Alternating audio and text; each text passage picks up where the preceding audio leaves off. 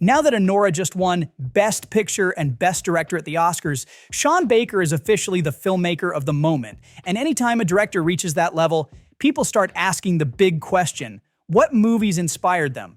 Well, Baker actually put out a list of his favorites. And listen, Baker doesn't just love movies, he takes them very seriously, to the point where he once dumped his girlfriend because of a Lars von Trier film. So yeah, when he says these 10 films are worth watching, he's not messing around. RoboCop is one of those movies that shouldn't have worked. On paper, it's a ridiculous idea. Half man, half machine cop fighting crime in a dystopian Detroit. The script got passed around Hollywood, and pretty much every big-name director turned it down. Even Paul Verhoeven wanted nothing to do with it. He was on vacation when he got the script, read a few pages, and literally threw it away. Told his wife, well, that's a piece of shit. But here's where it gets interesting. His wife actually read the whole thing and told him he was wrong. She pointed out the satire, the deeper themes, the layers Verhoeven hadn't noticed. That convinced him to take another look, and the rest is history. Because RoboCop isn't just an action movie. It's a brutal, darkly funny, straight-up smart film that takes shots at corporate greed, media sensationalism, and even American hero worship. It's an art house movie disguised as a Hollywood blockbuster. And that's not me saying it, Sean Baker called it that straight up. In his words, simply one of the best films ever made. This one's got a personal connection for Baker. Back in 1997, he went to see Breaking the Waves in a packed New York theater, and it hit him so hard that he started rethinking some things, like his relationship. He dumped his girlfriend and later even thanked Lars von Trier for it. But let's talk about the movie itself. Breaking the Waves was Emily Watson's first major role, and it got her an Oscar nomination. It also got her kicked out of the school she grew up in. Apparently, they didn't appreciate the kind of movie she was making.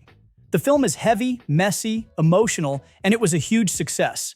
Even Roger Ebert and Martin Scorsese named it one of the best films of the 90s. Von Trier, though, had a very different take. Years later, he said he wrote the script as a joke.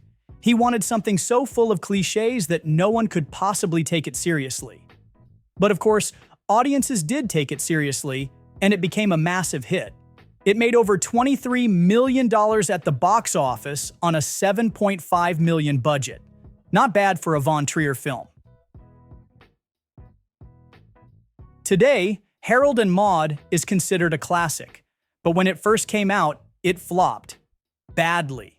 Critics didn't get it. The studio didn't know how to sell it. Variety called it sophomoric, overdone, and mocking. Roger Ebert gave it 1.5 stars. Even the New York Times wrote it off, saying the characters were creepy and off-putting. The film remained largely forgotten until the mid-'80s, when Harold and Maude started making the rounds in art houses and midnight screenings.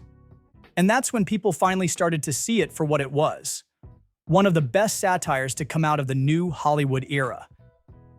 Baker's a huge fan of this one. He called it a perfect film and even said it was a major influence on his own work, especially Starlet. And he's not the only one. Toni Collette, Naomi Watts, Heather Graham, they've all said this movie is one of their favorites. Collette even put it perfectly. This film tackles life, death, and everything in between in the most entertaining way. This is Bergman. And if you know Bergman, you know exactly what you're getting into. Scenes from a Marriage isn't just about a couple. It's about every raw, uncomfortable, brutal conversation two people can have over the course of a relationship. Bergman had been obsessed with this subject for years. He even called it the agony of the couple. And you see that all over his work. Winter Light, The Passion of Anna, and then here, where it's distilled into just two people, Johann and Marianne. Their marriage falls apart, their lives keep colliding, and through it all, they can't fully break away from each other. Bergman originally made this as a 6-part miniseries in Sweden. The US cut is shorter, but Baker prefers the full version. He even said, "When people tell me I should get married, I ask, have you seen Scenes from a Marriage?"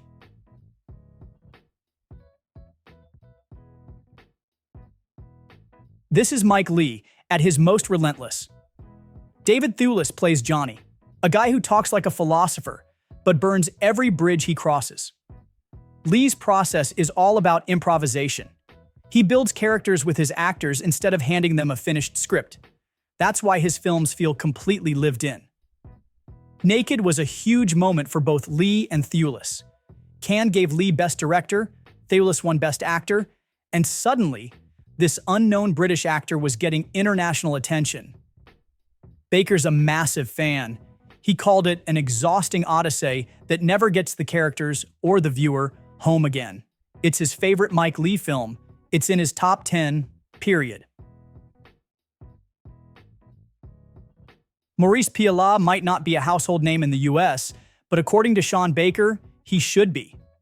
This is the director behind To Our Loves, unfiltered coming-of-age film about a teenage girl exploring her sexuality, while her entire family spirals into chaos around her. Sandrine Bonnaire plays Suzanne, and this was her breakout role.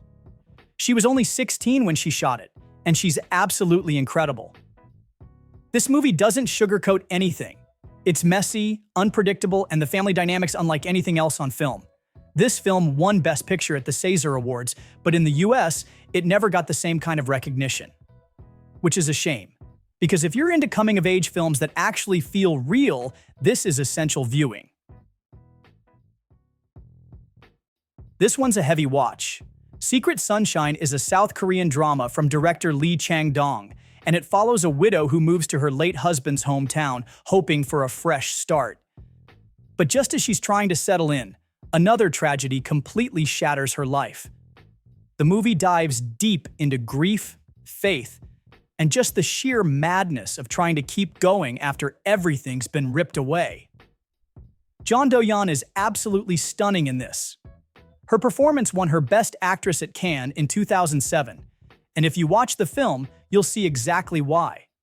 She captures every stage of pain so perfectly, not just sadness, but anger, desperation, that feeling of being completely alone even when you're surrounded by people.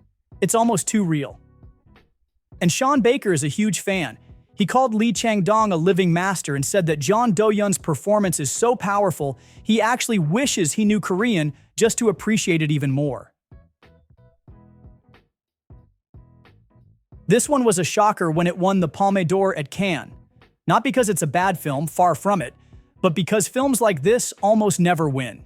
It's this stripped-down, neo-realist drama from the Dardenne brothers. No big stars, just pure storytelling. Rosetta is a teenager living in a rundown trailer park with her alcoholic mother, and she's desperate to escape. She'll take any job, fight for any bit of stability, anything to get out of that life. And that desperation drives the whole film. Sean Baker had a tough time picking between this and La Promesse. He called both films perfection. But in the end, it was Rosetta's final scene that stuck with him. If you've never seen Claire's Knee, the title alone might throw you off. But this is an Eric Rohmer film, so of course, it's not really about a knee. It's about people, about attraction, about the way we second-guess our own desires. The story follows a man who's about to get married. He goes on vacation and meets a group of people, including Claire, a younger woman whose knee somehow becomes the symbol of his inner turmoil. And Rohmer does what he does best. His films don't rely on plot. They live in conversation, in little gestures, in the way people almost act on their impulses, but don't. Roger Ebert once said that Claire's Knee is for people who still read great novels, care about good films, and actually think about them. And for Baker, this was the film that introduced him to the French New Wave. He calls it the best in Rohmer's series. If you know anything about Sean Baker, you know he's a massive John Cassavetes fan. And A Constant Forge is basically required viewing if you care about Cassavetes at all. This is a documentary that dives into Cassavetes' life and work, but it's more than just a greatest hits recap. You've got interviews with the people who knew him best: Gina Rowlands, Peter Falk, Jon Voight, Sean Penn. And for Baker, this one is personal. He said, "Cassavetes' films mean everything to me, and I find his way of making films just as fascinating and inspirational as the films themselves. So that is why I adore A Constant Forge. Out of all the films in this collection, this is the one I revisit the most.